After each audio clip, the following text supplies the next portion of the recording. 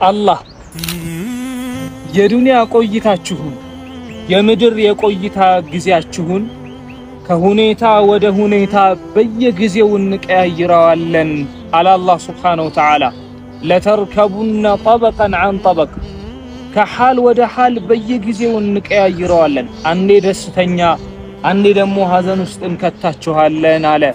ለምን ሲባል ደስተኛ ብቻ አድርገን ካከረምናችሁ ከደስታ ብዛት አላህን እንዳትረሱ፣ ደስታው አላህን እንዳያስረሳችሁ ወደ ሐዘን እንወስዳችኋለን። ሐዘን ውስጥም አናከርማችሁም፣ ከሐዘን ብዛት ልባችሁን ደግሞ እንዳይሰበር መልሰን ወደ ደስታ ውስጥ እንከታችኋለን። የቆይታ ጊዜያችሁን አንዴ በሳቅ አንዴ በሐዘን አንዴ በለቅሶ እያዋዛን እናከርማችኋለን ይላል አላህ ሱብሓነሁ ወተዓላ። ደስተኛ ሆኖ ማንም ይቀጥል የለም፣ ሐዘንተኛ ሆኖ ቀልቡ ተሰብሮ ማንም ይከርም የለም። ያ ሰላም ጫት ዛሬው ስንቱ ትዳር ተበተነ፣ ስንቱ ከገበያ ወጣ ከንግዱ። ቤቱ የተቀመጠ ስንቱ አለ በጫት ደንዝዞ ሱሱ ላይ እዚሁ ተቀምጦ ስራውን የተወ ስራውን የበተነ ቤተሰቡን የበተነ ስንት ሰው በዛ። ዛሬ በጣም በዛ። ሐቂቃ ጉዳት በኢኮኖሚ ጉዳት፣ ትዳር እያፈረሰ ያለ ስሜት እንኳን መጣጣም እኮ አይቻልም። አላህ ይጠይቃል ጥርሳችንን። ንጹህ ጥርስ ሰጥቼህ ነበር በምንድነው የጨረስከው? አላህ ይጠይቃል ወንድሞች። ገንዘብ ሰጥቼህ ነበር በሐላል አመጣው ወዴት ወሰድከው? አላህ ይጠይቃል። እንደው አላህ ዝን ጫት ገዛውበት ልንለው ነው ለአላህ? ሲጋራ ገዛውበት ኸምር ጠጣውበት ልለው ነው? ቤቲንግ ቁማር ተጫወትኩበት ልለው ነው ለአላህ? እንለዋለን በዚህ ደፍረን ጀነት ለመስጠት ሞራሉ አለን? ትዳር እየተበተነ ነው። የልጆች ዳቦ መግዣ ይታጣል፣ ለዛ ግን ኬትም ሰው ድንጋይ ይቆፍራል። ስለዚህ አላህ እድል ሰጠን። ረመዳን ላይ በዚህ ቢያንስ እንድናቆም አደረገን አይደለ? በጾም በምኑ እንቀጥልበት። ያ ረቢ ጽናቱን ለግሰኝ ብለን ዱዓ እናድርግ። እንደዚህ ከሚወሰው ሰዎች እንራቅና ጥሩ ሰዎች ጋር እንቅረብ። ወላሂ ዱንያ አኺራ ያምራል። ዱንያ አኺራ ያምራል። አንድ ወንድም ምን አለኝ መሰላችሁ? እስር ቤት ላይ ተገናኝተን ከ2001 እስከ 2005 አለ 2005 ላይ ነበር እስር ቤት ነው የገባሁትና እዛ ላይ ተገናኝተን ከ2001 እስከ 2005 ቃምኩኛል። የቃምኩትን አሁን እዚህ ስለማይቃም እስር ቤት ሂሳብ መስራት ጀመርኳል። ያወጣሁትን ወጪ 2 ሚሊዮን አወጣዋል ለጫት ብቻ አለ ሂሳብ ስሰራ። የዛኔ ነው ያሁን 2 ሚሊዮን አይደለም፣ የዛኔ 2 ሚሊዮን አስቡት። ያው ማለት ከ10 ምናምን ዓመት በፊት የነበረ ብር 2 ሚሊዮን እና ምን ተሰማ? ወላሂ ኪሳራ ነው። ደስታም አላገኝም ነበር። ሁሌም ከቤተሰብ እጨቃጨቅ ነበር። ሁሌም እባላ ነበር፣ እጣላ ነበር፣ ደስታ ይርቀኝ ነበር። አሁን አላህ በዚህ ባቆየ ጊዜ ይሄው ደስታ ነው ያገኛለሁት። ይሄው እናንተ ይሄን ቆሎ አስለመዳችሁኝ። ቆሎ እየበላሁን እስከወጣ በኋላም ቆሎ ነው ምቅመው፣ ጫት አይደለም ምቅመው፣ ቆሎ ነው ምቅመው። ወንድም እህቶቼ አንድ ነገር ላስታውሳችሁ ወደድኩኝ። እርሱም ምንድነው? እዚህ ዓለም በምንኖር ጊዜ በርካታ ሰዎች ጥሩ ነገር ይውሉልናል። ያን የዋሉልንን ውለታ ልንረሳና ልንክዳቸው አይገባም ፈጽሞ። እንዳውም ከቻልን ልንክሳቸው ይገባል፣ ዱዓ ልናደርግላቸው ይገባል፣ ልናመሰግናቸው ይገባል። ነቢያችን መሐመድ ሰለላሁ ዐለይሂ ወሰለም እንዲህ ብለዋል፣ መን ሰነዐ ኢለይኩም ማዕሩፈን ፈካፊኡሁ ፈኢን ለም ተጅዱ ማ ቱካፊኡነሁ ፈድዑ ለህ።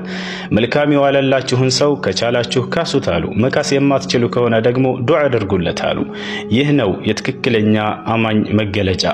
የዋሉለትን ውለታ አይረሳም፣ ያመሰግናል፣ እንዳውም ከቻለ ይከሳቸዋል። ሌላ ሐዲስ ላይ ምን ብለዋል ነቢያችን ሰለላሁ ዐለይሂ ወሰለም? መን ለም የሽኩሪ ናስ ለም የሽኩሪላህ። ሰዎችን ማመስገን ያልቻለ አላህንም ማመስገን አይችልም ብለዋል። ስለዚህ ውለታ የዋሉላችሁን ሰዎች አመስግኗቸው፣ ከአላህ ዘንድ ትልቅ ደረጃን ያስገኛችኋል። ውለታን አትካ ባህር እኮ ሁል ጊዜ አላህን ትማጸናለች። ያ ረብ እንደው ፍቀድልኝ ላጥለቅልቃቸው ትላለች። ለምን? አንተ ፈጥረህ የሚመለከው ሌላ፣ አንተ እየለገስክ የሚመሰገነው ሌላ፣ ካንተ ውጪ እየተገዙ ትላለች። አላህ ግን አይ ከዛሬ ነገ ሊመለሱ ይችላል። በምን ምክንያት ከተባለ ይህ ሁሉ የወንጀል ጣጣ ነው የሁሉ የሚመጣውና ከዚህ ወንጀል ልንርቅ ይገባል።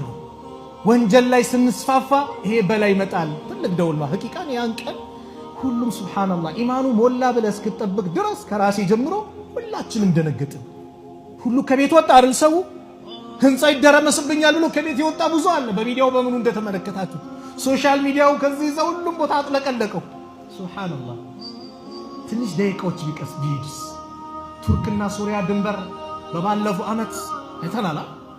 1 ደቂቃ ከ26 ሰከንድ እኮ ነው ማለት 2 ደቂቃ ባልሞላ ወይም 5 ደቂቃ ባልሞላ ሰዓት ውስጥ ስንት ህንጻ ነው የወደመው?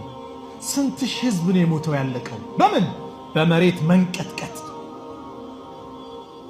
ይሄ ሲከሰት አላህ በቃ የሱ ትእዛዝ ሲታመጽ ኩን ፈየኩን ትእዛዝ ነው። እያንዳንዱ ግዑዝ አካል የማንን ትእዛዝ ይጠብቃል? የአላህን ትእዛዝ ነው የሚጠብቁት። ሰው ከኔ በላይ ቢል አላህ ከነያዘው መሳሪያው ከነምኑ ያጥለቀልቀዋል ከፈለገ። እስቲ በሀገራችን ቋንቋ ጠዋት ተገናኝተን እንደምን አደርክ እንደምን አደርሽ ትላለህ፣ ወይም በዛ በፈረንጆቹ ጉድ ሞርኒንግ ምናምን ምን ማለት ነው? ማዕናውን ታውቁታላችሁ? እንደምን አደርክ ስትል ሰው ደህና ይላል። ማታ እየጠጣም እየለጋም ኸምሩን ምኑን አስካሪ መጠጡን እየጠጣ ሚስቱን እየደበደበም ካደረ እንደምን አደርክ ስትለው ደህና ቢልህም ማታ ምንድን ያደርኩት? አሃ እየደበደብኳት ነበር ባለቤቴ፣ እየጠጣው ነበር። በሽታ ነው የምትቀሰቅስበት። አይ ኢስላም ጋስ አሰላሙ አለይኩም ስትል ማታ ኸምር እየጠጣም ይደር እየሰገደም ይደር፣ ያለፈው ያልፈዋል። አሁን ግን የአላህ ሰላም ባንተ ላይ ይሁን። አይ ዱዓ እኮ ነው። እኛ አላህ ይዘንልን። ሃይ ፒስ ነው እንላለን። ምን ፒስ ነው ማለት ፒስ ነው ሰላም ነው ማለት ነው። ግን አሰላሙ አለይኩም እኮ ኢንተርናሽናል ነው። የጀነት ሰላምታ እኮ ነው። አላህ ለአደም ለመላእክቶች እንዲያቀርብ የሰጣቸው ትልቁ ስጦታ ሰላምታ እኮ ነው። አሰላሙ አለይኩም ያ አላህ። አንዳንዱ ያፍራል። ሰላሙ አለይኩም ስትለው ሃይ ሰላም ነው እንዲያ። ኧረ እባክህ ኧረ በዲን እንዴት እንዴ ወአለይኩም ሰላም በል። ሐቁል ሙስሊም አለል ሙስሊም እስከሚገባው እንዲህ ነው እኮ። ወንድምን ስታየው ሰላምታ ማቅረብ መመለስማ ዋጅብ ነው። ካልመለስክ መላእክቶች ይመልሳሉ ለሱ። ስለዚህ ሰላምታን አሰራጩ። ለምን ውዴታ ይጨምራል አሉ ነብዩ ሰለላሁ ዐለይሂ ወሰለም። اللهم إني استودعتك أموري كلها قلبي صحتي مستقبلي رزقي توفيقي خاتمتي ديني يا رب وفقني لما تحب وترضى. والله وبالله من الله تعالى سكرنا والله دنيا سكرنا لك اشكددم اسكرونال ከለመነው ነገር ትንሽ ሲያንስብን ማለት ነው እንበሳጫለን። ለምንድን ነው የምንበሳጨው? ወንድሞቻችሁን ፍልስጤም ላይ ዋቸው ቤት የላቸውም፣ የሚበላ የላቸውም፣ የሚጠጣ የላቸውም፣ ማረፊያ የላቸውም፣ መጠለያ የላቸውም፣ ሆስፒታል የላቸውም። ግን ከዚህም ጋር ወላሂ አላያችሁም? አልহামዱሊላህ ይህ አላህ ለኛ ያሻው ነው። ደስተኛ ናቸው። ለምን እንደሆነ ታውቃላችሁ? አላህ Subhanahu Wa Ta'ala የዱንያውን ሲወስድባቸው እዚህ ጋር ማማር ያለባትን ያቺ ብጣሽን ስጋ በኢማኑ ሞልቶ ማለት ነው ነወራችሁ፣ አሳመራችሁ። አላህ መጨረሻችንን ያሳምርልን። ቁርአን ላይ ካሉ የሰው ልጆችን ልብ ከሚያስበረግጉ የቁርአን አያቶች መካከል አንዱ ይሄ ነው። ዘዓመ الذين كفروا أن لن يبعثوا ይላል አላህ። እነዛ በአላህ የካዱ በአላህ ያስተባበሉ ሰዎች ሙግት ገቡ፣ ተከራከሩ ይላል። አለን ይባዓቱ እኛ ከሞትን በኋላ አጥንታችንም አመድ ስጋችንም ትቢያ ከሆነ ከጠፋን በኋላ ማን ነው የሚቀሰቀሰን አሉ። ቁል በላ ወረቢ በላቸው ያ ሙሐመድ አለይሂ ሰላቱ ወሰላም በጌታዬ ይሁንብኝ። ለቱባዓቱን ትቀሰቀሳላችሁ አይደለም ትቀሰቀሷታላችሁ። ثم لتنبؤن بما عملتم ተቀስቅሳችሁም ዱንያ ላይ በሰራችሁት በእያንዳንዱ ስራ ትነገራላችሁ በላቸው። የውመ ቱብለ ሰራኢር ሚስጥሮች ሁሉ ይፋ በሚወጡበት ቀን በልባችን ደብቀን ያኖርነው በስልካችን ሎክ አርገን ያስቀመጥነው ሁሉም ሚስጥሮች አላህ ዘንድ ይፋ ይወጣሉ።